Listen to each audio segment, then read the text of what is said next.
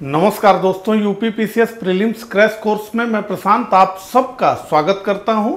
इस crash course का ये 80वां लेक्चर है और मॉडर्न हिस्ट्री का ये मेरा 10वां लेक्चर है, जिसमें मैं आपसे छोटे छोटे मॉडर्न हिस्ट्री के 3 टॉपिक्स डिस्कस करूंगा। तो सबसे पहले हम समझेंगे नरमपंथी, गरमपंथी और कांग्रेस का जो विभाजन हुआ सूरत में 1907 में उसको। उसके बाद हम डिस्कस करेंगे तिलक और एनी बेसेंट के नेतृत्व में भारत में चले 2 होम रूल लीग आंदोलनों को, और उसके बाद हम बात करेंगे मुस्लिम लीग की स्थापना और लखनऊ पैक्ट जो कांग्रेस और मुस्लिम लीग के बीच हुआ 1916 में लखनऊ में, उस लखनऊ पैक्ट को हम समझेंगे। तो कुल छोटे छोटे 3 टॉपिक्स को इस लेक्चर में हम कवर करेंगे। तो लेक्चर ये हमारा थोड़ा लंबा होगा। तो इस लेक्चर को प्रारंभ करूं उससे पहले मैं आप सभी को बताना चाहूँगा कि ये यूपी पीसीएस प्रीलिम्स के लिए हमने जो रिवीजन सीरीज चलाई है इसमें कुल 151 लेक्चर्स हैं, और अब हम ये जो लेक्चर ले रहे हैं वो 80वां लेक्चर है इस सीरीज का, यानी हम आधे से आगे बढ़ चुके हैं। तो अभी तक अगर आपने इस सीरीज को फॉलो करना शुरू नहीं किया है, या लेक्चर्स आप एक को छोड़कर दूसरा देख रहे हैं, दूसरे को छोड़कर चौथा देख रहे हैं, अगर इस तरीके से आप कर रहे हैं तो आप रेगुलर हो जाइए और एक क्रम से सभी लेक्चर्स को देखिए, क्योंकि ये जो यूपी पीसीएस के लिए हम क्रैश कोर्स चला रहे हैं इसमें आपका पूरा यूपी पीसीएस प्रीलिम्स का सिलेबस कवर हो रहा है A to Z, और सब सब्जेक्ट वाइज और टॉपिक वाइज आ रहे हैं। ठीक है, तो आप देखें। तो अगर हम क्रैश कोर्स में कहें तो ये 80वां लेक्चर है, लेकिन हम मॉडर्न हिस्ट्री की बात करें तो ये 10वां लेक्चर है। तो सब्जेक्ट वाइज और टॉपिक वाइज आ रहा है सारे लेक्चर्स। तो एक क्रम से इस पूरे सीरीज को आप देखेंगे तो निश्चित रूप से यूपी पीसीएस प्रीलिम्स की परीक्षा में आपको बहुत अधिक फायदा होने वाला है। ठीक है, अभी तक अगर आपने इस चैनल को सब्सक्राइब नहीं किया है तो इस चैनल को सब्सक्राइब कर दीजिए, और मेरा ये प्रयास आपको जैसा भी लगे उस हिसाब से अपनी प्रतिक्रिया जरूर दीजिए। अगर अच्छा लगे तो लाइक करिए, अगर आपका कोई सवाल या सुझाव हो तो वो कमेंट में जरूर पूछिए। तो चलिए इसी के साथ इस लेक्चर को प्रारंभ करते हैं। लेकिन लेक्चर को प्रारंभ करें उससे पहले एक सूचना आपके साथ मैं साझा करना चाहूँगा। तो हमने ARO प्रीलिम्स के लिए एक वीडियो टेस्ट सीरीज प्रोग्राम बनाया हुआ है, जिसमें कि आपको डेली टॉपिक्स दिए जाते हैं। उन टॉपिक्स से रिलेटेड क्वेश्चंस आपको दिए जाते हैं जिन्हें आपको स्वयं सॉल्व करना होता है, और उसके बाद उस क्वेश्चंस का वीडियो के रूप में सॉल्व भी हम देते हैं। तो पूरा वीडियो के माध्यम से उसका सॉल्व मिलता है। इसके अलावा PDF के माध्यम से भी उसको हम सॉल्व करके देते हैं। तो क्वेश्चन होता है, आंसर होता है और उसका एक्सप्लेनेशन होता है, और कुल 7000 क्वेश्चंस इस हिसाब से आपको इसमें देखने को मिलते हैं। तो अगर आप इस प्रोग्राम से जुड़ना चाहते हैं जो आपके लिए बहुत फायदेमंद होने वाला है, तो आप वीडियो टेस्ट लिख करके 9506742546 या 6307495944 पर हमें व्हाट्सएप करिए। इस वीडियो टेस्ट सीरीज से रिलेटेड जो भी जानकारी होगी वो आपके साथ शेयर कर दी जाएगी। ठीक है, तो चलिए ये वीडियो टेस्ट सीरीज के बारे में जानकारी हो गई। अब सीधे हम टॉपिक पर आ जाते हैं। तो नरमपंथी, गरमपंथी और कांग्रेस का विभाजन। तो इस लेक्चर में हम समझेंगे कि नरमपंथी कौन थे, गरमपंथी कौन थे, नरमपंथियों की क्या रणनीति थी, गरमपंथियों की क्या रणनीति थी, नरमपंथियों की कार्यशैली क्या थी, गरमपंथियों की कार्यशैली क्या थी, और कैसे इन दोनों में टकराव हुआ और कांग्रेस का विभाजन हो गया। तो इसको हम जो है विस्तार से समझेंगे। तो चलिए समझना हम शुरू करते हैं। तो देखिए, अगर हम कांग्रेस की स्थापना से और 1905 तक देखें तो इस कालखंड को हम उदारवादी कालखंड कहते हैं कांग्रेस का, जिसमें कि कांग्रेस का मुख्य आधार था याचना और प्रार्थना की नीति का काल ये कहा गया। तो इसमें जो लोग लीड कर रहे थे कांग्रेस को 1885 से लेकर 1905 तक, उन्हें हम उदारवादी नेताओं के रूप में जानते हैं, जिन्हें हम नरमपंथी नेता कहते हैं और जिन्हें हम प्रारंभिक राष्ट्रवादी कहते हैं। तो 1885 से लेकर 1905 तक इन्हीं नरमपंथियों का नियंत्रण रहा या नेतृत्व यही नरमपंथी कांग्रेस को कर रहे थे। लेकिन 1905 के बाद ये स्थिति बदली और बंगाल विभाजन के बाद बंगाल विभाजन के विरोध में स्वदेशी और बहिष्कार का आंदोलन प्रारंभ हुआ और लाल बाल पाल, लाला लाजपत राय, बाल गंगाधर तिलक और बिपिन चंद्र पाल, अरविंदो घोष आदि जैसे नेता अब जो है राष्ट्रीय राजनीति में अपनी सशक्त भूमिका को निभाने लगे और उनका जो है प्रकाट्य होने लगा, वो राष्ट्रीय राजनीति के पटल पर धीरे धीरे छाने लगे।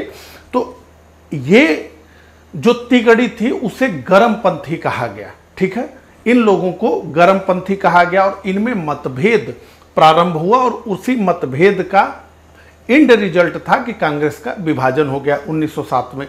तो कांग्रेस का जो 1907 में विभाजन हुआ उसकी पृष्ठभूमि क्या रही उसको हम चलिए समझते हैं। तो देखिए, जो कांग्रेस का विभाजन 1907 में हुआ उसका प्रारंभ हम 1905 में मानते हैं। तो 1905 में कांग्रेस का बनारस अधिवेशन हुआ और प्रमुख नरमपंथी नेता गोपाल कृष्ण गोखले 1905 के बनारस के अधिवेशन की अध्यक्षता इनको मिली। तो इस अधिवेशन में गर्मपंथियों ने कांग्रेस पर भारी दबाव बनाया और उन्होंने ये कहा कि लॉर्ड कर्जन ने जो बंगाल का विभाजन किया है इस नीति का विरोध करिए, जो उसकी प्रतिक्रियावादी नीति है, और बंगाल विभाजन के विरुद्ध उठ खड़े हुए सशक्त और तीव्र आंदोलन का क्या करिए, समर्थन करिए। अब कांग्रेस में नरमपंथी ये नहीं चाहते थे, तो उनका यह कहना था कि बंगाल का विभाजन बंगाल का स्थानीय मुद्दा है और कांग्रेस इस बीच में नहीं आना चाहते थे।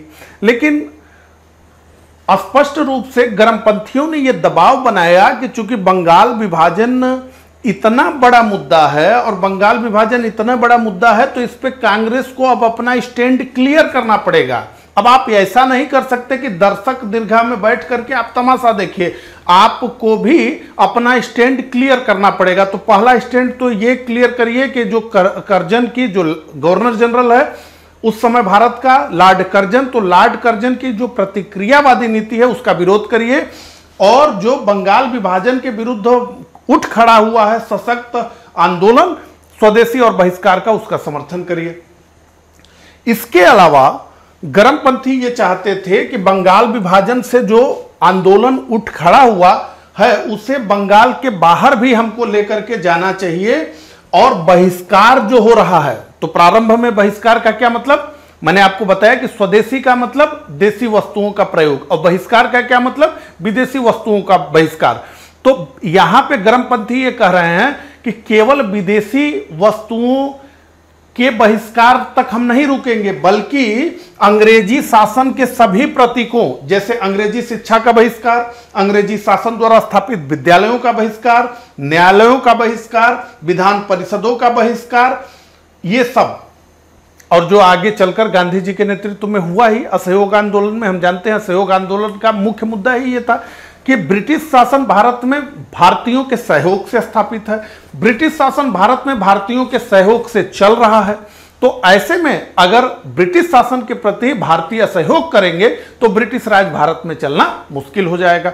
लेकिन यह बात 1905 में बहुत क्रांतिकारी मानी गई। ठीक है, जैसा कि मैंने लिखा है, किंतु इस समय इस विचार को बड़ा ही क्रांतिकारी विचार माना गया जिससे नरमपंथी नेता सहमत नहीं थे। वे इस आंदोलन को बंगाल तक ही सीमित रखना चाहते थे और अन्य पक्षों को इसमें शामिल करने के इच्छुक नहीं थे। अन्य पक्ष का मतलब अंग्रेजी शासन के सभी प्रतीकों के विरोध के।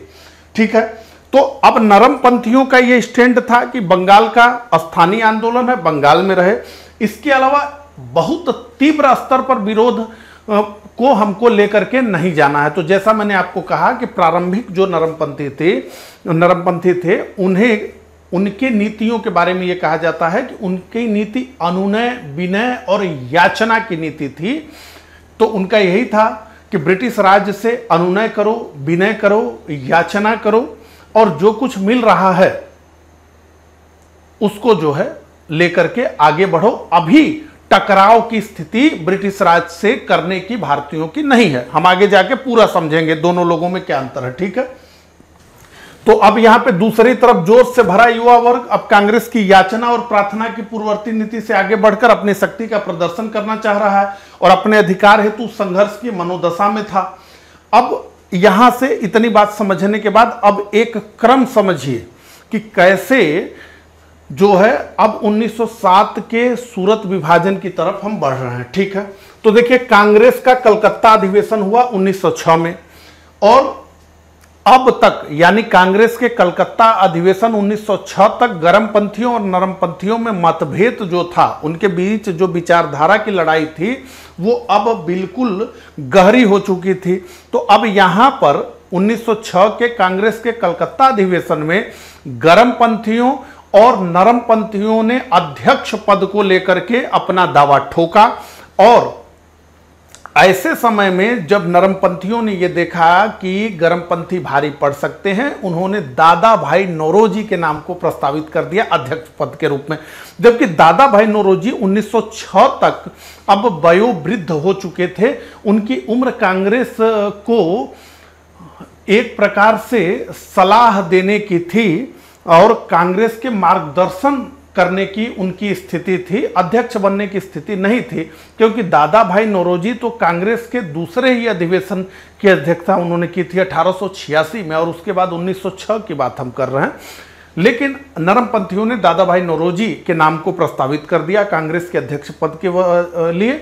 और चूंकि दादा भाई नौरोजी ने राष्ट्रीय आंदोलन में इतना बड़ा मुकाम स्वयं का खड़ा किया कि उनके नाम को गर्मपंथी भी बहुत इज्जत से लेते थे और उनका बड़ा सम्मान करते थे। तो जैसे ही दादा भाई नौरोजी का नाम आया अध्यक्ष पद के लिए तो गर्मपंथी भी ठंडे पड़ गए और नरमपंथियों ने तो प्रपोज ही किया था कि भाई दादा भाई नौरोजी जो है बने।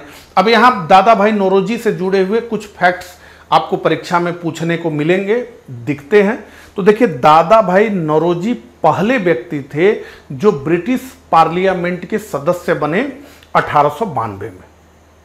तो दादा भाई नौरोजी ने अपने जीवन का एक बड़ा हिस्सा और अपने धन संपदा का एक बड़ा हिस्सा इंग्लैंड में भारतीयों की स्थिति से अंग्रेजों को अवगत कराने के लिए खर्च किया। तो धन का एक बड़ा हिस्सा और अपने जीवन का एक बड़ा हिस्सा उन्होंने इसी के लिए लगाया और पहले भारतीय बने दादा भाई नौरोजी जो 1892 में ब्रिटिश पार्लियामेंट में। पूछा जाएगा किस दल से, तो आप कहेंगे उदारवादी दल, लिबरल पार्टी के टिकट पर फिन्सबरी से वहां पर ब्रिटिश पार्लियामेंट में पहुंचे और दादा भाई नौरोजी ने 3 बार कांग्रेस की अध्यक्षता की, 1886 में, 1893 में और फाइनली 1906 में। और बड़े सम्मान के साथ दादा भाई नौरोजी को हम जानते हैं grand old man of India और poverty and un British rule in India के लेखक के रूप में, जो इन्होंने ड्रेन सिद्धांत दिया। ठीक है, तो इतना समझ आ गया कि 1906 में दादा भाई नौरोजी को अध्यक्षता मिल गई कांग्रेस की। लेकिन अब जो है गर्मपंथियों ने यह तय किया कि हमको कुल अपने 4 प्रस्तावों को क्या करना है, पास कराना है। तो पहला प्रस्ताव क्या था, स्वदेशी, दूसरा बहिष्कार, तीसरा राष्ट्रीय शिक्षा नीति और चौथा स्वराज। तो इन 4 प्रस्तावों को गर्मपंथियों ने पारित करवा लिया कांग्रेस के 1906 के कलकत्ता अधिवेशन में। तो आपसे प्रश्न यह पूछा जाएगा कि स्वराज की मांग सर्वप्रथम कांग्रेस द्वारा किस अधिवेशन में की गई, तो आपका उत्तर होगा 1906 कांग्रेस का कलकत्ता अधिवेशन।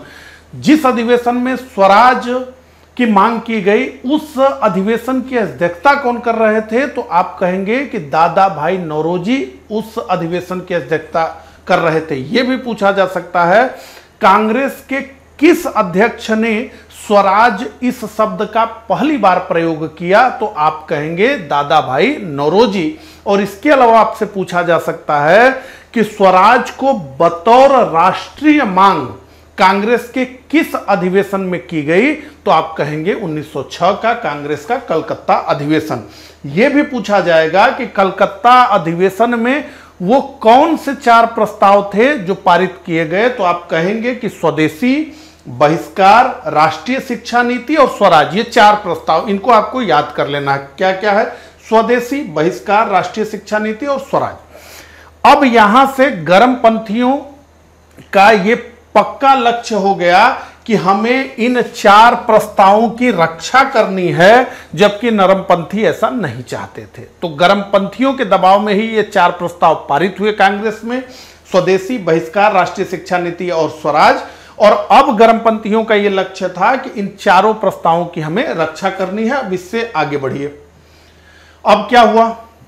अब जो है कांग्रेस का सूरत में अधिवेशन हुआ 1907 में, लेकिन उससे पहले ये कहते हैं कि कांग्रेस का ये अधिवेशन नागपुर में प्रस्तावित था। कहां पे प्रस्तावित था? नागपुर में प्रस्तावित था।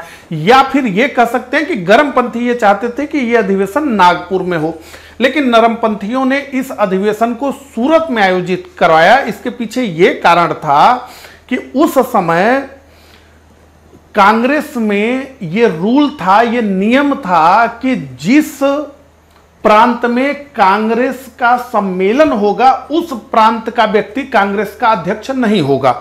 यानी अगर सूरत में अधिवेशन हो रहा है, और सूरत उस समय बंबई प्रेसिडेंसी का हिस्सा था और बंबई प्रेसिडेंसी के ही निवासी बाल गंगाधर तिलक थे, तो अगर सूरत में अधिवेशन होगा तो बाल गंगाधर तिलक का नाम अपने आप रिजेक्ट हो जाएगा, क्योंकि वो तो कानून में ही है कांग्रेस के कि भाई जिस राज्य में कांग्रेस का अधिवेशन होगा उस राज्य का निवासी उस कांग्रेस अधिवेशन की अध्यक्षता नहीं कर सकता। तो अभी आपको जान के हैरत होगा, क्योंकि अभी तो नागपुर महाराष्ट्र में है, लेकिन उस समय नागपुर बंबई प्रेसिडेंसी का हिस्सा नहीं था। तो ऐसे में सूरत में आयोजित कराया गया और अपने आप बाल गंगाधर तिलक का नाम हट गया अध्यक्ष पद की दौड़ से, क्योंकि वो बंबई प्रेसिडेंसी के ही निवासी थे और सूरत भी बंबई में ही था। तो बहुत लंबे समय तक 1960 के आसपास जो है गुजरात और महाराष्ट्र अलग हुए। ठीक है, तो अब आयोजित हुआ सूरत में। अब जब सूरत में आयोजित हुआ तो अब अध्यक्ष पद के लिए लाला लाजपत राय का नाम गर्मपंथियों ने प्रस्तावित किया और नरमपंथियों ने जो है रास बिहारी घोष का नाम प्रस्तावित किया। तो 2 लोग हो गए, एक तो लाला लाजपत राय गर्मपंथियों के प्रत्याशी और दूसरे रास बिहारी घोष नरमपंथियों के प्रत्याशी। अंततः लाला लाजपत राय को यह लगा कि बहुत स्थिति बिगड़ जाएगी और इन्होंने सही अनुमान लगाया, इन्होंने अपना नाम वापस ले लिया और रास बिहारी घोष कांग्रेस के अध्यक्ष हो गए। लेकिन यहां पे विवाद इतना बढ़ा कि कुर्सियां चल गई, चप्पल जूते चल गए, एक दूसरे को धक्का मुक्की एक दूसरे के ऊपर की गई, तो बड़ी स्थिति भयावह हो गई। ठीक है, तो दोनों ही एक दूसरे के खिलाफ हुए और किसी समझौता की संभावना को नकारते हुए कांग्रेस का विभाजन हो गया। तो बड़ी स्थिति खराब हो गई। अब कांग्रेस का विभाजन हो गया 1907 में। गर्मपंथी कांग्रेस से बाहर चले गए और जो नरमपंथी थे उनके नेतृत्व में अब कांग्रेस एक मृत प्राय संगठन के रूप में हमें दिखेगा। अब 1916 में जब नरमपंथी और गर्मपंथियों में एक बार फिर से एकाकार होगा तो फिर कांग्रेस में नई जान आएगी और फिर तो महात्मा गांधी के नेतृत्व में 1920 से असहयोग आंदोलन भारत में प्रारंभ होगा। लेकिन 1907 से 1916 का फेस हम देखें तो कांग्रेस एक मृत प्राय संगठन बन चुकी है और इसे मेहता कांग्रेस कह करके अब बुलाया जा रहा है, क्योंकि फिरोज शाह मेहता का बड़ा प्रभाव उस समय के कांग्रेस पे था और इसीलिए उसे जो विभाजन के बाद 1907 से लेकर 16 तक के कांग्रेस को मेहता कांग्रेस कहा गया, क्योंकि फिरोज शाह मेहता की भी बड़ी भूमिका थी। ठीक है, तो विभाजन के बाद कांग्रेस को अल्पकाल के लिए मेहता कांग्रेस बुलाया गया, क्योंकि इस प्रस्ताव को पारित न करने देने में फिरोज शाह मेहता ने बड़ी महत्वपूर्ण भूमिका निभाई थी। वही कि भाई स्वदेशी है, स्वराज है, राष्ट्रीय शिक्षा नीति है, बहिष्कार है। ठीक है, अब इतना आपको समझ आ गया। तो अब यहां पे एक एंगल ये भी है कि भाई केवल ये दोनों लोग आपस में लड़ नहीं रहे थे, बल्कि नरमपंथियों और गर्मपंथी दोनों जो है धड़े आपस में उलझे, इसके लिए ब्रिटिश राज भी चाह रहा था कि भाई कांग्रेस मजबूत हो रही है, अगर दोनों लोग आपस में लड़ेंगे तो ये एक दूसरे का नुकसान करेंगे, यही लिखा हुआ है। ठीक है, तो जब कांग्रेस का विभाजन हो गया, नरमपंथी एक तरफ गर्मपंथी एक तरफ, तो अब ब्रिटिश राज ने दमनात्मक कार्यक्रम चलाना शुरू किया। तो 1907 से लेकर 1911 के मध्य सरकार विरोधी आंदोलन को कुचलने के लिए कई कानून बनाए गए। पहला, राजद्रोही सभा अधिनियम 1907, ये सब प्रश्न पूछा जाएगा। राजद्रोही सभा अधिनियम कब पारित हुआ, आप कहेंगे 1907। भारतीय समाचार पत्र अधिनियम 1908, जिसके द्वारा जो है समाचार पत्रों पर कई नियम थोपे गए। फौजदारी कानून संशोधित अधिनियम 1908 और भारतीय प्रेस अधिनियम 1910 पारित हुए। ये सभी अधिनियम पूछे जाएंगे। इसके बाद अरबिंदो घोष और विपिन चंद्र पाल, जो प्रमुख गर्मपंथी नेता थे, इन्होंने सक्रिय राजनीति से संन्यास ले लिया। लाला लाजपत राय विदेश चले गए और मुख्य जो नेता थे बाल गंगाधर तिलक, उनको गिरफ्तार करके मांडले जेल वर्मा में भेज दिया गया। ठीक है, अब यहीं से 1908 से ही गिरफ्तार होकर अब 1914 में आएंगे बाल गंगाधर तिलक, तो होम रूल लीग आंदोलन प्रारंभ होगा। ठीक है, अब देखिए नरमपंथी और गर्मपंथी, इनके बीच क्या अंतर था उसको समझ लें हम। ठीक है, ताकि ये पूरा लेक्चर हमारा कंप्लीट हो। तो नरमपंथी, तो सबसे पहले प्रमुख नरमपंथी नेता कौन थे उनको हम देख लें। अब ये समझ लीजिए 1885 से लेकर 1905 तक सब नरमपंथी ही नेता थे, लेकिन कुछ नाम जो हम राष्ट्रीय स्तर पर देखते हैं सर्वमान्य नेता के रूप में जिन्हें हम देखते हैं, उनके नाम को हम लिस्ट कर रहे हैं। ठीक है, तो दादा भाई नौरोजी, सुरेंद्र नाथ बनर्जी, गोपाल कृष्ण गोखले, फिरोज शाह मेहता और दीनसा वाचा, ये कुछ नाम हमने देखे। इधर हम देखें तो बाल गंगाधर तिलक दिखते हैं, गर्मपंथी नेता लाला लाजपत राय दिखते हैं, विपिन चंद्र पाल दिखते हैं और अरबिंदो घोष दिखते हैं। ठीक है, अब समझिए जो नरमपंथी नेता थे, जिन्हें प्रारंभिक राष्ट्रवादी भी कहा गया, वो पाश्चात्य उदार विचार है, तो वेस्टर्न फिलॉसफी और यूरोपियन हिस्ट्री से प्रभावित थे। और जो गर्मपंथी थे, ये भारतीय इतिहास और संस्कृति इनके प्रेरणा के मुख्य स्रोत थे। ठीक है, अब देखिए अब डिफरेंसेस क्या हो रहा है। जो नरमपंथी थे, ये ब्रिटिश राज के प्रति पूर्ण निष्ठा रखते थे। क्या रखते थे? ब्रिटिश राज के प्रति पूर्ण निष्ठा। प्रारंभिक दौर में कांग्रेस में ब्रिटिश प्रजा का दर्जा मिले, ये बड़ी मांग थी। ब्रिटिश ताज दीर्घायु हो, यानी वहाँ का के राजा रानी दीर्घायु हो, इस तरह की प्रार्थना कांग्रेस के मंचों से की जाती थी। ठीक है, अब देखिए इसमें यह नहीं है कि आप इसको इस तरीके से समझिए कि आज के परिप्रेक्ष्य में वो स्थिति का, हर स्थिति काल में हर घटनाक्रम को समझना अलग अलग तरीके से समझना पड़ता है, और ऐसा नहीं है। ये लोग बहुत राष्ट्र प्रेमी थे, लेकिन इनकी समझ इस तरह की थी, ये मैं बताना चाहता हूँ। तो ब्रिटिश ताज के प्रति पूर्ण निष्ठा, क्या मानना था इनका? इनका मानना था कि भारत के लिए ब्रिटिश राज अच्छा है। भारत के लिए क्या है? ब्रिटिश राज अच्छा है, क्योंकि यही भारत को आधुनिकता की तरफ लेकर के जाएगा।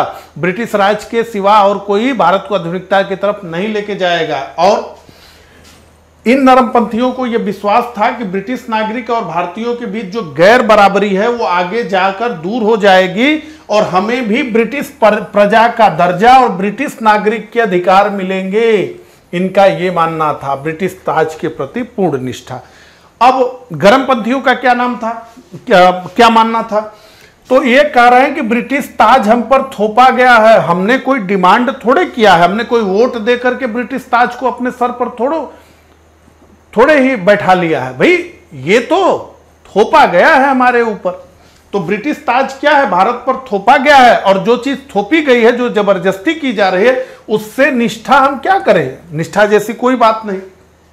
और इनका मानना था कि ब्रिटिशों ने जबरन भारत पर कब्जा किया और हमें गुलाम बनाया है, अतः इनके प्रति हमारी निष्ठा कैसे हो सकती है। और इनका प्रबल और अंतिम उद्देश्य स्वराज था कि भैया हमको न ब्रिटिश प्रजा बनना है और न ब्रिटिश नागरिक के हमको अधिकार लेने हैं। हमको क्या चाहिए? स्वराज चाहिए, हमको हमारा राज चाहिए। ठीक है, अब इनका मानना था नरमपंथियों का कि ब्रिटिश न्यायप्रिय हैं। क्या मानना था कि ब्रिटिश न्यायप्रिय हैं, लेकिन चूंकि अंग्रेजों को हम ठीक प्रकार से अपनी समस्याओं से अवगत करा नहीं पा रहे हैं, इसलिए अंग्रेज भारतीयों के साथ न्याय नहीं कर रहे हैं। क्या लिखा है? इनका विचार था कि अंग्रेज सुशिक्षित, योग्य और न्यायप्रिय हैं, शायद हम लोग भारतीय समस्याओं को स्पष्ट नहीं कर पा रहे हैं उनके समक्ष, अन्यथा ये समस्या को समझेंगे तो न्याय होगा। गांधी जी को भी पूरा देखेंगे। असहयोग आंदोलन के बाद उन्होंने एक ब्रिटिश समर्थक से ब्रिटिश विरोधी होने की अपनी पूरी यात्रा में क्या कहा है। इसके अलावा हम देखें तो दादा भाई नौरोजी ने, जैसा कि मैंने बताया, कि अपने जीवन और अपने धन का एक बड़ा हिस्सा केवल इसी बात के लिए लगाया कि हम जो है ब्रिटिशों को भारतीयों की स्थिति से अवगत करा सकें। तो ये ब्रिटिश न्यायप्रियता में विश्वास, इनका क्या कहना था? ब्रिटिश न्यायप्रियता में विश्वास नहीं। क्यों? क्योंकि ये भेदभाव बढ़ाने वाले हैं, ब्रिटिश बांटो और राज करो की नीति के पोषक हैं, ये न्यायप्रिय कहां है। ठीक है। इसके अलावा नरमपंथियों का यह मत था कि जन सामान्य में राजनीतिक जागरूकता की कमी है। नरमपंथी ये मानते थे कि जन सामान्य में राजनीतिक जागरूकता की कमी है। उन्हें न राष्ट्र की अवधारणा समझ में आती है, न उन्हें यह समझ में आता है कि अंग्रेज हमको गुलाम बना के रखे हैं। उन्हें तो केवल अपने पर्सनल जीवन की जो दिनचर्या है उसी से मतलब है। उनको तो यह सब बहुत बड़ा कॉन्सेप्ट लगता है। ठीक है। तो ये मत कि जन सामान्य में राजनीतिक जागरूकता की क्या है, कमी है, अतः सरकार विरोधी आंदोलन उचित नहीं है, अभी चुपचाप अनुनय विनय और प्रार्थना की नीति पर चलना चाहिए हमें, ये नरमपंथी मानते थे। लेकिन गरमपंथियों ने क्या कहा कि जन सामान्य की शक्ति और त्याग पर हमें पूर्ण भरोसा है और ब्रिटिश राज से लड़ने के लिए जन सामान्य के पास शक्ति भी है और वे त्याग भी करेंगे, ये गरमपंथियों का मानना था। नरमपंथी कह रहे हैं कि भारतीय जनमानस अभी राजनीतिक रूप से जागृत नहीं है, इसलिए धीरे धीरे हमें उनके अंदर राजनीतिक चेतना का विकास करना है और सरकार से सीधा टकराव नहीं करना है। गरमपंथियों ने क्या कहा कि ब्रिटिश राज से लड़ने के लिए जन सामान्य के पास शक्ति भी है और वे त्याग भी करेंगे। और इनको आधार कहां से मिल रहा था? तो ये बंगाल विभाजन की प्रतिक्रिया स्वरूप उपजे आंदोलन ने अपनी शक्ति का परिचय दे दिया था, जिसने गरमपंथियों को विश्वास को और मजबूत किया। ठीक है। अब इन लोगों की कार्यशैली समझ लीजिए क्या है। ठीक है। अहिंसा, तो नरमपंथियों की पहली कार्यशैली है अहिंसा। दूसरा संवैधानिक सुधार, तो संवैधानिक सुधार का क्या मतलब? अधिक से अधिक भारतीयों को उत्तरदायी पदों पर नियुक्त किया जाए, अधिक से अधिक भारतीय जिम्मेदारी वाले पदों पर बैठाए जाएं, तो संवैधानिक सुधार। सरकारी संस्थानों में अधिक से अधिक भारतीयों का प्रतिनिधित्व, तो अधिक से अधिक भारतीयों को सरकारी संस्थानों में स्थान दिया जाए और सरकार से सीधा टकराव नहीं, तो सरकार के साथ सहयोग से, अनुनय विनय प्रार्थना से, सरकार की सहानुभूति से जो हमें मिल जाए उसको हमें लेना है। और लेना क्या क्या है? तो हमें संवैधानिक सुधार की तरफ ध्यान देना है, अधिक से अधिक अधिकार लेना है, सरकारी संस्थानों में अधिक से अधिक भारतीयों का प्रतिनिधित्व करना है और सरकार से सीधा टकराव नहीं करना है। गरमपंथियों की क्या कार्यशैली थी? तो स्वराज की सीधी मांग कि हम स्वराज हमारा जन्म सिद्ध अधिकार है और हम इसे लेकर के रहेंगे। 1916 के लखनऊ के अधिवेशन में प्रमुख गरमपंथी नेता बाल गंगाधर तिलक ने कहा। इसके अलावा नागरिक आंदोलन, तो इस स्वराज के लिए हम केवल अनुनय विनय नहीं करेंगे, हम नागरिक आंदोलन भी करेंगे इस स्वराज को पाने के लिए, यानी हम याचिका को शक्ति का सहारा देंगे। और असहयोग और बहिष्कार, ये कार्यशैली थे। तो मुझे उम्मीद है स्पष्ट रूप से आपको समझ आ गया होगा नरमपंथी कौन थे, गरमपंथी कौन थे, इनकी कार्यशैली क्या थी, इनकी रणनीति क्या थे, इनमें मूलतः अंतर क्या था। ठीक है। अब चलिए अब आगे आ जाइए। होम रूल लीग आंदोलन की बात करें तो यहां पे आप देख सकते हैं, एक तो एनी बेसेंट है, थियोसॉफिकल सोसाइटी से जो जुड़ी रही, और जो है दूसरे लोकमान्य तिलक हैं, बाल गंगाधर तिलक, जिसे लोगों ने, भारत की जनता ने लोकमान्य कहा, यानी जिसे लोगों, जिसकी लोगों में मान्यता हो, लोकमान्य। तो अब आइए एक घटनाक्रम, हमने बंगाल के विभाजन को पढ़ा, हमने स्वदेशी बहिष्कार आंदोलन को पढ़ा, हमने कांग्रेस के विभाजन को पढ़ लिया। तो अब एक बार रिपीट करते हैं सारी चीजों को, फिर से जो है हम दोहराते हैं। ठीक है। चलिए तो 1905 में क्या हुआ, लॉर्ड कर्जन द्वारा बंगाल का विभाजन हो गया और इसके से उपजा स्वदेशी और बहिष्कार आंदोलन। स्वदेशी और बहिष्कार आंदोलन बंगाल में बहुत तीव्र गति से हुआ। गर्मपंथी इसको भारत के अन्य हिस्सों में भी ले जाना चाहते थे। बंगाल विभाजन का मुद्दा अब धीरे धीरे पीछे छूट रहा था। स्वतंत्रता की बात, स्वराज की बात अब आगे आ रही थी। उसके बाद 1906 का अधिवेशन कलकत्ता का कांग्रेस का, 1907 में कांग्रेस का विभाजन ही हो गया फाइनली। और जैसे ही कांग्रेस का विभाजन हुआ, कांग्रेस में फूट पड़ी, वैसे ही जो गर्मपंथी थे उनको कुचलने के लिए कई कानून आने लगे। तो राजद्रोही सभा अधिनियम, भारतीय समाचार पत्र अधिनियम, फौजदारी कानून संशोधन अधिनियम 1908 और भारतीय प्रेस अधिनियम 1910। और इसी के तहत 1908 में बाल गंगाधर तिलक को गिरफ्तार किया गया। इन्होंने केसरी में जो लेख लिखे थे उसी के आधार पर इनको गिरफ्तार किया गया और मांडले जेल भेज दिया गया। बिपिन चंद्र पाल और अरविंद घोष ने सक्रिय राजनीति से संन्यास ले लिया और लाला लाजपत राय विदेश चले गए। तो हम देखते हैं कि अब इस कालखंड में राष्ट्रीय आंदोलन बिल्कुल ठंडा पड़ गया है। कांग्रेस निष्प्रभावी संगठन बन चुकी है। बाल गंगाधर तिलक गिरफ्तार होकर के जेल में चले गए हैं। बिपिन चंद्र पाल और अरविंद घोष ने सक्रिय राजनीति से संन्यास ले लिया है और लाला लाजपत राय अकेले रह गए, तो ये भी विदेश चले गए, लंदन चले गए। कांग्रेस क्या है, अप्रभावी संगठन बनी हुई है। इसी बीच क्या आया, 1909 का भारत परिषद अधिनियम आया, जिसे हम मार्ले मिंटो सुधार के नाम से जानते हैं। और इसी मार्ले मिंटो सुधार ने सांप्रदायिक आधार पर मुसलमानों के लिए पृथक निर्वाचन व्यवस्था को दे दिया है। इसी दौरान 1914 से लेकर 1919 के दौरान प्रथम विश्व युद्ध हुआ। पूरी दुनिया में प्रथम विश्व युद्ध हुआ, एक तरफ जर्मनी और एक तरफ ब्रिटेन, इन दो पक्षों के बीच। और 1914 में 6 वर्ष के कारावास की सजा काट करके बाल गंगाधर तिलक जेल से रिहा हो गए हैं और यहां से फिर होम रूल लीग आंदोलन का प्रारंभ होता है। ठीक है, ये एक जो है टाइमलाइन थी जिसको हमने देखा। अब आइए, एक शानदार चार्ट आपके स्क्रीन पे आ चुका है। केवल इस एक चार्ट से हम पूरे होम रूल लीग आंदोलन को समझ लेंगे। सबसे पहले तो आप इसका स्क्रीनशॉट ले लीजिए। ठीक है, होम रूल आंदोलन एक नजर में। तो सबसे पहले तो हम उन कारणों को समझना चाहेंगे जिन्होंने भारत में होम रूल लीग आंदोलन को प्रारंभ करने के पीछे वो मुख्य कारण बने। पहला, 1909 का भारत परिषद अधिनियम।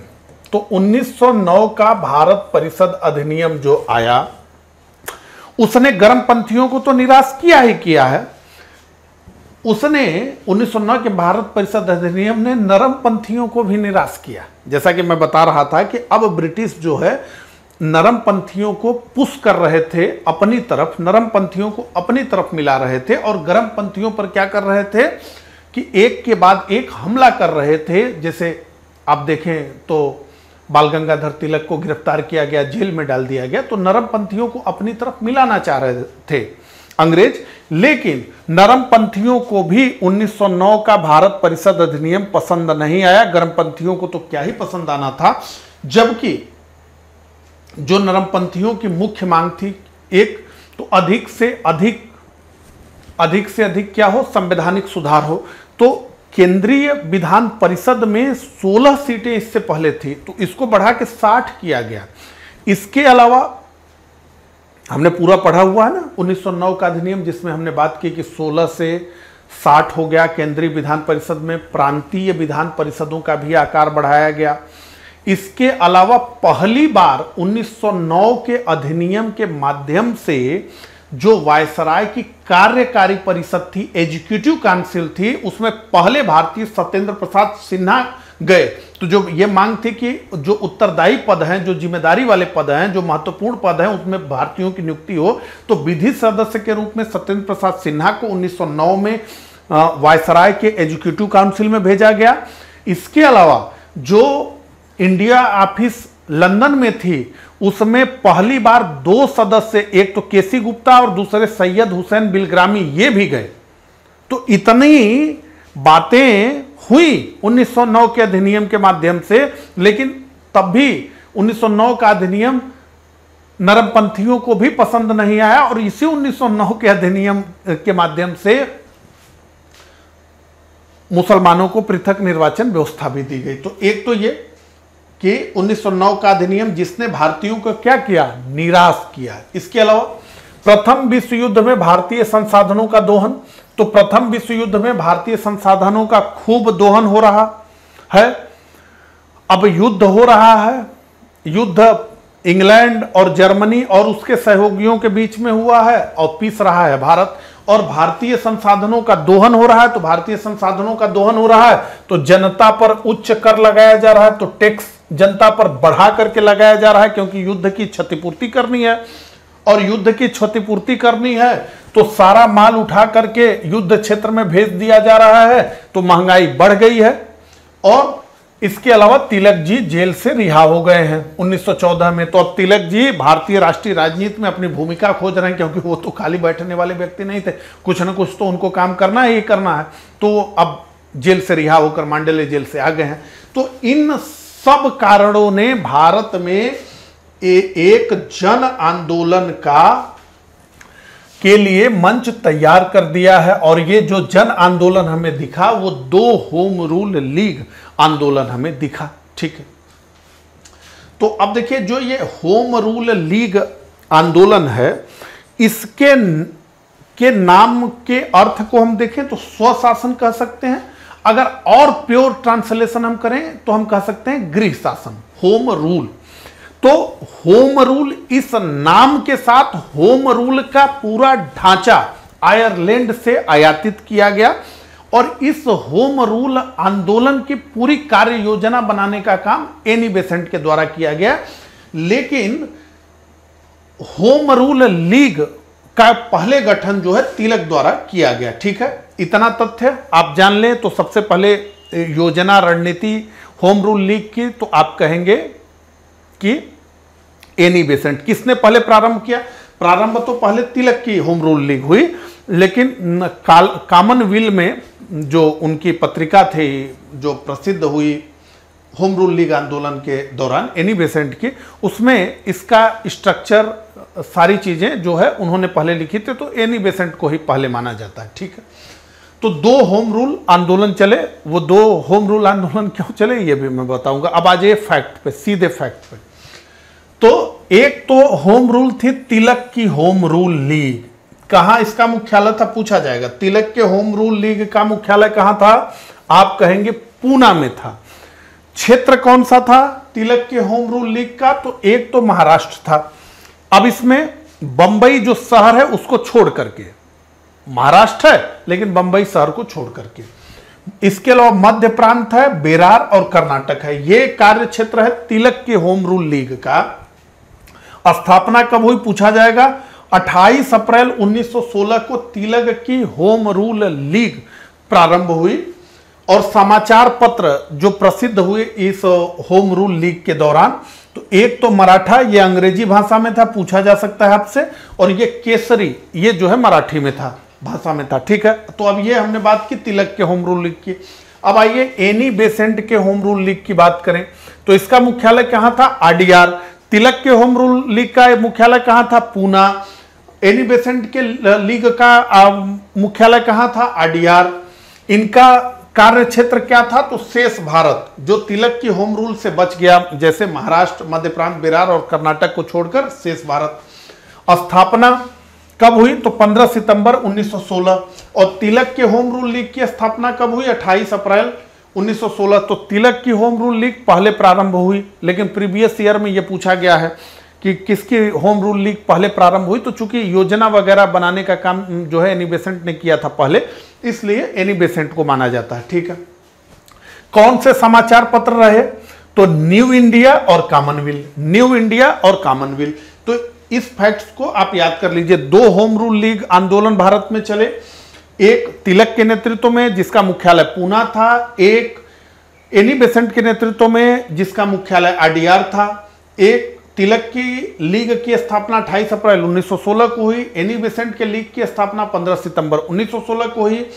तिलक से एसोसिएटेड 2 समाचार पत्र रहे, एक मराठा अंग्रेजी और केसरी मराठी, और समाचार पत्र एनी बेसेंट के होम रूल लीग के 2 प्रमुख समाचार पत्र न्यू इंडिया और कॉमनवेल्थ। इतना समझ में आ गया। अब देखिए, अब धीरे धीरे ये आंदोलन जो है काफी तेजी से भारत में अपना पैर जमाना प्रारंभ किया। अब इसमें जो एनी बेसेंट की होम रूल लीग थी वो एक ढीला ढाला स्ट्रक्चर की तरह था, लेकिन बड़ा कसा हुआ स्ट्रक्चर हमें देखने को मिला बाल गंगाधर तिलक के होम रूल लीग की। और होम रूल लीग में बहुत सारे लोग जुड़े और तिलक के नेतृत्व में उन्होंने चलना प्रारंभ किया। तो एक मामले में होम रूल लीग आंदोलन कैसे सफल रहा, तो हम ये भी देखते हैं कि बहुत सारे नरमपंथी भी इससे जुड़े। ठीक है, क्योंकि नरमपंथी तो होम रूल मांग रहे हैं। होम रूल का क्या मतलब? स्वशासन की मांग आप कर रहे हैं। और होम रूल लीग या होम रूल लीग के जो संस्थापक थे उनके शब्दों में होम रूल लीग क्या थी, तो एनी बेसेंट ने कहा कि ब्रिटिश शासन के अंतर्गत संवैधानिक तरीके से स्वशासन हमें चाहिए। तो ब्रिटिश शासन के अंतर्गत संवैधानिक तरीके से हमें स्वशासन चाहिए। तिलक जी ने कहा कि ब्रिटिश शासन के अंतर्गत भारतीय जनता के प्रति उत्तरदायी शासन। तो यही होम रूल लीग का इन लोगों के लिए मतलब था। लेकिन यह भी तो बड़ी बात थी, तो नरमपंथी इससे कैसे जुड़ते? लेकिन बहुत सारे नरमपंथी जुड़े। आपसे पूछा जा सकता है, मोतीलाल नेहरू, तेज बहादुर सप्रू, भुल्ला भाई देसाई, मालवीय जी और जिन्ना आदि जैसे महत्वपूर्ण नरमपंथी नेता भी होम रूल लीग आंदोलन से जुड़ गए। तो होम रूल लीग आंदोलन की सफलता का एक पैरामीटर यह भी माना जाता है कि बहुत सारे नरमपंथी नेता भी होम रूल लीग आंदोलन से जुड़े। ठीक है, तो आइए कुछ डिटेल्स और हम समझ लेते हैं और साथ ही साथ जो भी हमने पढ़ा उसे हम रिवाइज कर लेते हैं। ठीक है, तो तिलक ने अप्रैल 1916 में मुंबई के बेलगांव में अपने होम रूल लीग का गठन किया और इसका मुख्यालय पूना था और इसका गठन बंबई प्रांतीय सभा में किया गया और इसकी गतिविधियों का मुख्य क्षेत्र था मध्य प्रांत, महाराष्ट्र, कर्नाटक और बरार। महाराष्ट्र में बंबई को छोड़ देना था, तो इतना क्षेत्र कार्य क्षेत्र था तिलक के होम रूल लीग आंदोलन का। और शेष भारत, जो इन क्षेत्रों को छोड़ करके जो शेष भारत बचा, उसका काम एनी बेसेंट के पास था। तिलक ने अपनी पत्रिका, तो 2 पत्रिका थी, एक तो केसरी थी, पूछा जा सकता है तो ये मराठी भाषा में छपती थी, और दूसरा समाचार पत्र था मराठा और ये अंग्रेजी भाषा में छपता था। इन दोनों का प्रयोग जो है तिलक ने अपने विचारों को लोगों तक, जन सामान्य तक पहुंचाने के लिए किया। इसके अलावा क्या क्या होम रूल का उद्देश्य था, तो एक तो स्वराज की मांग थी, यह तो था ही। इसके अलावा आधुनिक शिक्षा का प्रसार और भाषाई आधार पर प्रांतों की स्थापना जैसे इसके लक्ष्य थे। और तिलक ने स्पष्ट रूप से क्या कहा कि स्वराज मेरा जन्म सिद्ध अधिकार है और मैं इसे लेकर के रहूंगा। तो एनी बेसेंट ने सितंबर 1916 में मद्रास के गोखले सभागार में अपनी होम रूल लीग को प्रारंभ किया। जॉर्ज अरुंडेल जो एनी बेसेंट की होम रूल लीग थे उसके सचिव थे। आपसे प्रश्न पूछा जा सकता है कि एनी बेसेंट के होम रूल लीग के सचिव कौन थे, तो आप कहेंगे जॉर्ज अरुंडेल थे। इसके अलावा बीएम बाडिया, सीपी रामास्वामी अय्यर और सुब्रमण्यम अय्यर, मोतीलाल नेहरू, तेज बहादुर सप्रू आदि इसके महत्वपूर्ण सदस्य थे।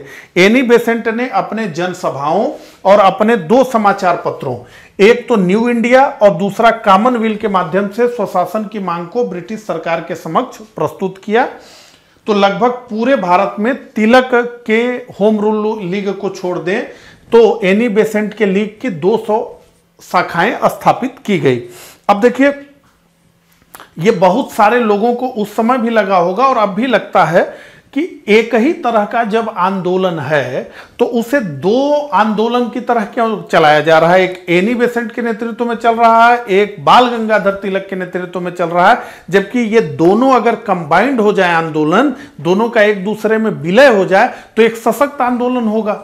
तो इसके उत्तर में एनी बेसेंट से जब ये पूछा गया तो एनी बेसेंट ने कहा कि कुछ हमारे समर्थक हैं जो उनको पसंद नहीं करते, यानी बाल गंगाधर तिलक को, और कुछ उनके समर्थक हैं जो मुझे पसंद नहीं करते, तो इसलिए हम लोग जो है अलग अलग मार्ग पे चलने का हमने निर्णय लिया है। हालांकि हमारे बीच आपस में कोई मनमुटाव नहीं है, हमारे बीच कोई एक दूसरे के प्रति विरोध नहीं है, लेकिन हमारे समर्थकों में से कुछ उन्हें पसंद नहीं करते और उनके समर्थकों में से कुछ हमें पसंद नहीं करते। ठीक है, तो इसलिए अलग अलग चला। अब देखिए, ये आंदोलन का प्रभाव क्षेत्र काफी बढ़ा और जनता इससे जुड़ने लगी और राजनीतिक दृष्टिकोण से पिछड़े क्षेत्रों तक अपनी जगह बनाई। और बाद में हम देखेंगे जब महात्मा गांधी के नेतृत्व में भारत में असहयोग आंदोलन चलेगा तो उस असहयोग आंदोलन के प्रारंभिक दिनों के जो पिलर बन करके आएंगे वो वही सदस्य हैं जो होम रूल आंदोलन के दौरान खड़ा किया गया था बाल गंगाधर तिलक के द्वारा, जिन्हें खड़ा किया गया था। ठीक है, इसके अलावा प्रमुख नरमपंथी नेता, ये पूछा गया इसलिए पॉइंट ले रहा हूं, गोपाल कृष्ण गोखले द्वारा स्थापित सर्वेंट ऑफ इंडिया सोसाइटी, प्रमुख नरमपंथी नेता और बनारस के कांग्रेस के 1905 के अधिवेशन की अध्यक्षता कर चुके गोपाल कृष्ण गोखले, जिन्होंने दी सर्वेंट ऑफ इंडिया सोसाइटी बनाई थी, उसके सदस्य भी इससे होम रूल से जुड़े। ठीक है, अब देखिए होम रूल लीग आंदोलन किस तरीके से समाप्ति की तरफ बढ़ा, इसका डिक्लाइन कैसे हुआ। तो देखिए 1917 में भारत का जो राज्य सचिव था मॉन्टेग्यू, उसने ये घोषणा की कि हम चरणबद्ध तरीके से भारतीयों को स्वशासन देंगे, पहली घोषणा। ठीक है, चरणबद्ध तरीके से भारतीयों को स्वशासन देंगे और ब्रिटिश सरकार प्रशासन के प्रत्येक विभाग में भारतीयों को सहयोग को बढ़ाने और भारत को ब्रिटिश साम्राज्य का अभिन्न अंग रहते हुए उत्तरदायी शासन, जो कि 1919 में तो शासन दिया गया देव शासन, उसके बाद जो है 1935 में उत्तरदायी शासन मिला भी, तो ये घोषणा कर दी। अब ब्रिटेन विश्व युद्ध में फंसा हुआ है, भारत में होम रूल लीग आंदोलन चल रहा है। उसी के दौरान 1917 में क्या घोषित किया गया राज्य सचिव मॉन्टेग्यू द्वारा कि भारत को चरणबद्ध तरीके से स्वशासन दिया जाएगा। पहली चीज, ब्रिटिश सरकार प्रशासन के प्रत्येक विभाग में भारतीयों के सहयोग को बढ़ाएगी। इसके अलावा सबसे महत्वपूर्ण बात कि ब्रिटिश साम्राज्य का अभिन्न अंग रहते हुए उत्तरदायी शासन हम दे देंगे भारतीयों को। यह जब घोषणा हुई तो कांग्रेस दो गुटों में बट गई। एक गुट ने कहा कि अरे ये तो मैग्ना कार्टा है, ये क्या है, ये मैग्ना कार्टा है। ठीक है, और दूसरे गुट ने कहा कि नहीं, इसको हम सिरे से खारिज करते हैं, केवल वादा करने से तो कुछ नहीं होगा। लेकिन एनी बेसेंट ने इस घोषणा पर अपनी मुहर लगा दिया और होम रूल लीग आंदोलन का विलय कांग्रेस में कर दिया और कांग्रेस की पहली महिला अध्यक्षा भी बन गई 1917 के सेशन में। ठीक है, तो एनी बेसेंट ने इस प्रस्ताव को स्वीकार कर लिया, अपनी होम रूल लीग का विलय कांग्रेस में कर दिया। कांग्रेस ने भी होम रूल को अपना लक्ष्य घोषित किया और 1917 के कांग्रेस अधिवेशन में एनी बेसेंट अध्यक्षा बन गई। ठीक है, और तो ये तो एनी बेसेंट के लीग का काम खत्म हो गया, कांग्रेस में विलय हो गया। अब क्या हुआ तिलक जी के लीग की, तो सितंबर 1918 में इंडियन अनरेस्ट का लेखक वेलेंटाइन सिरोल था। इसने क्या कहा, पूछा जाएगा किसने तिलक को भारतीय अशांति का जन्मदाता कहा, तो आप कहेंगे वेलेंटाइन सिरोल ने भारतीय अशांति का जनक किसको कहा, बाल गंगाधर तिलक को कहा। और इसके ऊपर मुकदमा करने के लिए सितंबर 1918 में बाल गंगाधर तिलक इंग्लैंड चले गए और इन सब कारणों से होम रूल नेतृत्व विहीन हो गया। तो आ जाइए चार्ट पर फिर से वापस और यहां पर देख लीजिए, ये सारे कारण लिखे हुए हैं चार्ट पे अच्छे से कि नहीं लिखे हुए हैं। तो यहां पर आप देखिए, इन कारणों से आंदोलन समाप्त हुआ। तो भारत सचिव मॉन्टेग्यू की घोषणा 1917 और मॉन्टेग्यू चेम्सफोर्ड सुधारों को लेकर कांग्रेस में मतभेद जुलाई 1918, एमसी सुधारों को यानी मॉन्टेग्यू चेम्सफोर्ड सुधारों के एनी बेसेंट की स्वीकृति और कानूनी मामले के संबंध में तिलक जी का लंदन चले जाना, इन कारणों ने इस आंदोलन को समाप्त करने का कार्य किया। ठीक है, जितने महत्वपूर्ण तथ्य थे उसको हमने जो है देखा अब बात करेंगे हम मुस्लिम लीग और लखनऊ समझौते की। ठीक है, तो चलिए समझते हैं। देखिए 1905 में लॉर्ड कर्जन ने बंगाल का विभाजन कर दिया और दो स्टेट बंगाल से निकल गए, एक जिसे पश्चिम बंगाल कहा गया जिसकी राजधानी कलकत्ता थी, और एक जिसे पूर्वी बंगाल और आसाम कहा गया जिसकी राजधानी ढाका थी। अब लॉर्ड कर्जन ने तो यह कहा कि चूंकि बंगाल एक भारी भरकम स्टेट है और इस स्टेट, इतने बड़े स्टेट में प्रशासन चलाना असुविधाजनक है, इसलिए प्रशासनिक सुविधा के लिए हम बंगाल का विभाजन दो टुकड़ों में कर रहे हैं। लेकिन बंगाल के राष्ट्रवादियों ने कर्जन के इस प्रशासनिक सुविधा वाले तर्क को सिरे से खारिज कर दिया और उन्होंने कहा कि यह बंगाल का धार्मिक विभाजन है और यह बंगाल का भाषाई विभाजन है। और बंगाल का धार्मिक विभाजन है यह स्पष्ट रूप से समझ में आया। क्यों? क्योंकि जो पश्चिम बंगाल दो जो स्टेट बने उसमें पश्चिम बंगाल में हिंदुओं का बहुमत हो गया, लेकिन पूर्वी बंगाल में मुसलमानों का बहुमत हो गया और मुसलमानों को यह निर्णय लॉर्ड कर्जन का बहुत पसंद आया और इसीलिए एक दो चुनिंदा नाम को छोड़ करके किसी भी मुसलमान ने बंगाल विभाजन का विरोध नहीं किया, क्योंकि उसको स्पष्ट रूप से समझ में आया कि बंगाल का विभाजन उनके लिए लाभकारी रहा है, क्योंकि जो नया स्टेट बना उसमें मुसलमानों को बहुमत मिल गया। और यही बात 1904 में बंगाल विभाजन से पहले लॉर्ड कर्जन ने मुसलमानों को समझाई थी ढाका में, यही कहा था कि जो आप लोगों में एकता समाप्त हो गई नवाबों के दौर में, तो एक ऐसी एकता का अवसर आपको मिलेगा नए स्टेट में जो मुगलों के समय था। ठीक है, तो ये बात। तो अब हमने क्या कहा कि 1905 का बंगाल विभाजन सांप्रदायिक आधार पर किया गया, धर्म के आधार पर किया गया, भाषा के आधार पर किया गया, बंगाली राष्ट्रवाद को काटने के लिए किया गया, तो बंगाली जो उग्र राष्ट्रवादी आवाजें थी उसको दबाने के लिए किया गया। ठीक है, तो बंगाल विभाजन का तात्कालिक परिणाम हमें क्या दिखा? तो 1906 में मुस्लिम लीग के गठन के रूप में हमें बंगाल विभाजन का तात्कालिक प्रमाण दिखा। 1905 में बंगाल विभाजन हुआ, 1906 में मुस्लिम लीग का गठन हो गया। ठीक है, तो बंगाल विभाजन के तत्काल बाद यानी 1 अक्टूबर 1906 को आगा खां के नेतृत्व में मुसलमानों का एक प्रतिनिधि मंडल भारत के गवर्नर जनरल लॉर्ड मिंटो से शिमला में मिला। तो यह प्रतिनिधि मंडल से भी सवाल आता है। ठीक है, किसके नेतृत्व में मिला? तो आगा खां के नेतृत्व में मिला। कब मिला? 1 अक्टूबर 1906 को मिला। किससे मिला? लॉर्ड मिंटो से मिला, भारत के गवर्नर जनरल से। और कहां मिला? तो शिमला में मिला। और मुसलमानों के लिए क्या मांगा? तो केंद्रीय प्रांतीय और स्थानीय निकायों के निर्वाचन में विशिष्ट स्थिति, स्पेशल स्टेटस की मांग की, विशिष्ट स्थिति की मांग की, स्पेशल स्टेटस की मांग की। और यही स्पेशल स्टेटस 1909 में आया। और क्या था उस स्पेशल स्टेटस में? तो यही कहा गया कि मुसलमानों के लिए पृथक निर्वाचन व्यवस्था रहेगी, यानी कम्युनल आधार पर सेपरेट इलेक्टोरल दिया गया मुसलमानों को। ठीक है, तो अब जो है कहानी समझते हैं मुस्लिम लीग की स्थापना कैसे हुई। तो 30 सितंबर 1906 को ढाका में आयोजित हुआ अखिल भारतीय मुस्लिम शैक्षिक सम्मेलन। कहां आयोजित हुआ? ढाका में, जो नया प्रांत बना है। तो 30 दिसंबर 1906 को ढाका में आयोजित किया गया अखिल भारतीय मुस्लिम शैक्षिक सम्मेलन। और इस सम्मेलन में जो स्वागत समिति थी उसके अध्यक्ष थे ढाका के नवाब सलीमुल्लाह खान। ठीक है, इन्होंने ही अखिल भारतीय मुस्लिम लीग के गठन का प्रस्ताव रखा। तो अब मुस्लिम लीग का गठन किसने किया? मुस्लिम लीग का संस्थापक कौन था? इसको लेकर के कंफ्यूजन है, तो कुछ फैक्ट्स मैं आपको बता दूं ताकि जो है एग्जाम में अगर इससे रिलेटेड प्रश्न आए तो आपका गलत ना हो। ठीक है, तो मैंने आपको बताया कि अखिल भारतीय मुस्लिम शैक्षिक सम्मेलन के स्वागत समिति के अध्यक्ष थे ढाका के नवाब सलीमुल्लाह खान।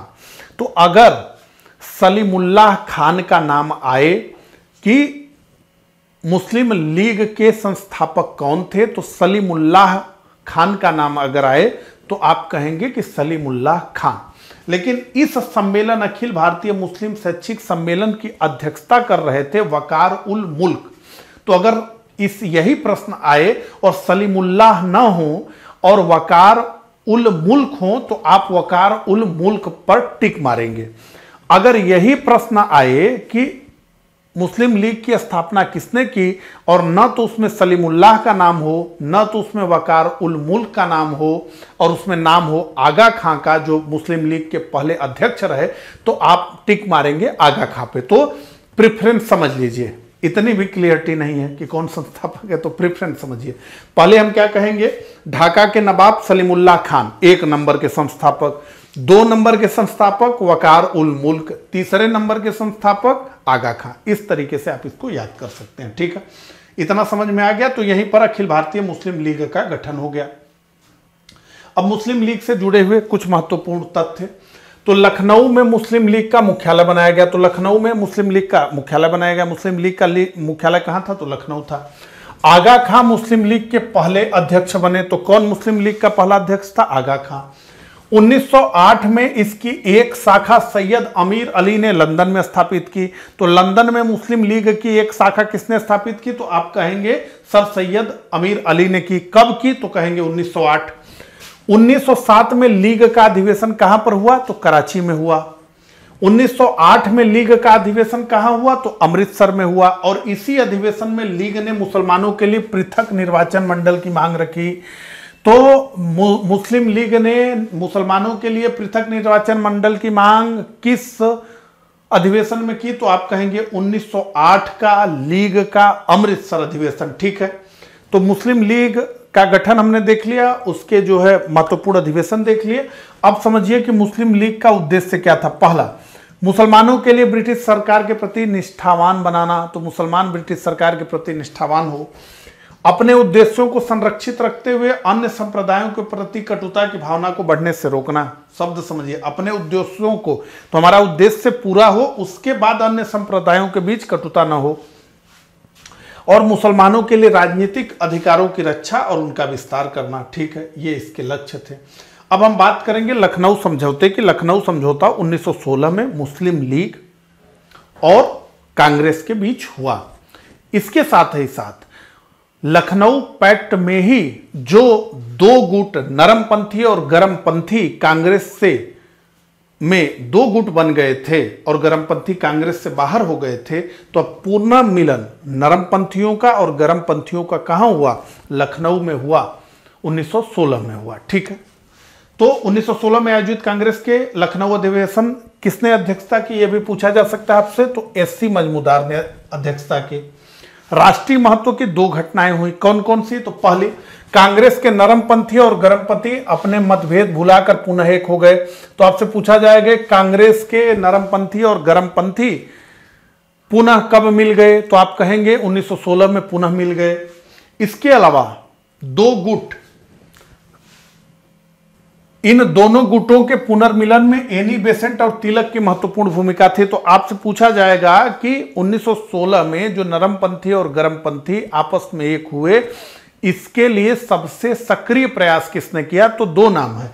एक तो एनी बेसेंट ने प्रयास किया और दूसरा बाल गंगाधर तिलक ने प्रयास किया कि अब ऐसे मौके पर हमें एक होना चाहिए। ठीक है, तो एक तो फैक्ट ये हो गया कि नरमपंथी और गरमपंथी मिल गए और नरमपंथी और गरमपंथियों के मिलन में एनी बेसेंट और बाल गंगाधर तिलक की मुख्य भूमिका थी। इसके साथ ही कांग्रेस और मुस्लिम लीग के बीच ऐतिहासिक समझौता हुआ, जिसे हम मानते हैं, जिसे हम कहते हैं लखनऊ पैक्ट हुआ या कांग्रेस लीग योजना हुई। ठीक है, कांग्रेस लीग योजना। ठीक है, तो क्या समझौता हुआ, इस समझौते के तहत प्रथम विश्व युद्ध के बाद भारत के लिए स्वशासन की मांग सहित सरकार के सामने सामान्य राजनीतिक मांगें प्रस्तुत की गई और इसी समझौते के तहत कांग्रेस ने हिंदू मुसलमान एकता को बढ़ाने के उद्देश्य से पृथक निर्वाचन मंडल की व्यवस्था को अपनी मान्यता दे दी। तो अब देखिए, कांग्रेस को इस समय तक ये लग रहा था, बाल गंगाधर तिलक को भी लग रहा था कि हम मुसलमान और हिंदू अगर एक साथ कंधे से कंधा मिला करके राष्ट्रीय आंदोलन में चलेगा तो ही राष्ट्रीय आंदोलन मजबूत होगा। और ऐसे में राष्ट्रीय आंदोलन मजबूत हो तो हिंदुओं और मुसलमानों को एक साथ चलना होगा, और जब हिंदुओं और मुसलमानों को एक साथ चलना होगा तो मुस्लिम लीग से कांग्रेस को समझौता करना होगा, और जब कांग्रेस से मुस्लिम लीग को समझौता करना होगा तो मुस्लिम लीग ने कहा ही है कि हमको पहले तो भाई अपने उद्देश्य को ध्यान में रखना है, इसके लक्ष्य में भी है, अब पहला वो अपना उद्देश्य रखना, उसके बाद जो भी चीजें हों। तो मुस्लिम लीग ने कहा कि स्पष्ट रूप से भाई हम आपके साथ चलेंगे, लेकिन ये बताइए कि हमारा पृथक निर्वाचन मंडल की व्यवस्था का तो आप विरोध कर रहे हैं। तो 1909 से जब से पृथक निर्वाचन व्यवस्था दी गई थी मुसलमानों को, कांग्रेस ने इसका घोर विरोध किया था, कहा था कि ये सांप्रदायिक आधार पर पृथक निर्वाचन व्यवस्था दे रहे हैं, तो कांग्रेस ने विरोध किया था। लेकिन अब 1916 में कांग्रेस ने हिंदू मुस्लिम एकता के लालच में इस पृथक निर्वाचन व्यवस्था को अपनी सहमति दे दी, और जैसे ही सहमति कांग्रेस ने दे दी, अब ये पृथक निर्वाचन व्यवस्था अछूत की तरह नहीं रह गई, अब ये अस्थायी हो गई, और भारतीय राजनीति में सांप्रदायिकता का जो है प्रारंभ हो गया। रमेश चंद्र मजमूदार ने लिखा है कि 1916 में कांग्रेस का पृथक निर्वाचन व्यवस्था को जो मान्यता दी गई, असल में उसने उस नींव को तैयार कर दिया जो 30 वर्ष बाद, जिस नींव पर 30 वर्ष बाद पाकिस्तान नामक एक देश का निर्माण हो गया, 1916 और 1947, ठीक है, 31 वर्ष। तो यह बहुत घातक किया गया कांग्रेस के द्वारा। सॉरी। तो मोहम्मद अली जिन्ना और तिलक, इन दो लोगों का नाम जानिए। मोहम्मद अली जिन्ना और तिलक लखनऊ पैक्ट के मुख्य शिल्पी माने जाते हैं। कौन कौन? मोहम्मद अली जिन्ना और बाल गंगाधर तिलक। तो बाल गंगाधर तिलक और एनी बेसेंट माने जाते हैं मुख्य शिल्पकार किसके, कि उन्होंने नरमपंथी और गरमपंथियों को एक किया। इसके बाद बाल गंगाधर तिलक और मोहम्मद अली जिन्ना शिल्पी माने जाते हैं कि इन्हीं के प्रयासों से लखनऊ पैक्ट हुआ, ठीक है। तो 1916 से लेकर 1922 तक, अर्थात लखनऊ समझौते से लेकर असहयोग आंदोलन की समाप्ति तक लीग और कांग्रेस के बीच मतकीय का काल था, किंतु असहयोग आंदोलन के साथ ही समझौता भंग हो गया, ठीक है। अब यहां पर एक प्रश्न है, यह पूछा गया प्रीवियस ईयर में, इसी अधिवेशन में यानी 1916 के कांग्रेस के लखनऊ अधिवेशन में ही पहली बात बाल गंगाधर तिलक ने कहा कि स्वराज मेरा जन्मसिद्ध अधिकार है, मैं इसे लेकर रहूंगा। दूसरी बात, इसी अधिवेशन में महात्मा गांधी से राजकुमार शुक्ल की भेंट हुई और उन्होंने ही चंपारण के किसानों की समस्याओं से महात्मा गांधी को अवगत कराया। तो आपसे पूछा जाएगा, राजकुमार शुक्ल जिन्होंने महात्मा गांधी को चंपारण के किसानों की समस्याओं से अवगत कराया, महात्मा गांधी से किस अधिवेशन में मिले? तो आप कहेंगे 1916 का लखनऊ अधिवेशन, ठीक है। तो इस प्रकार से हमने नरमपंथी, गरमपंथी और कांग्रेस का विभाजन, होम रूल लीग आंदोलन और मुस्लिम लीग और लखनऊ पैक्ट को पढ़ा। मुझे कमेंट करके जरूर बताइएगा कि मेरा ये प्रयास आपको कैसा लगा। मिलता हूं इसी तरह के अगले लेक्चर में, तब तक के लिए आप सभी को नमस्कार, धन्यवाद।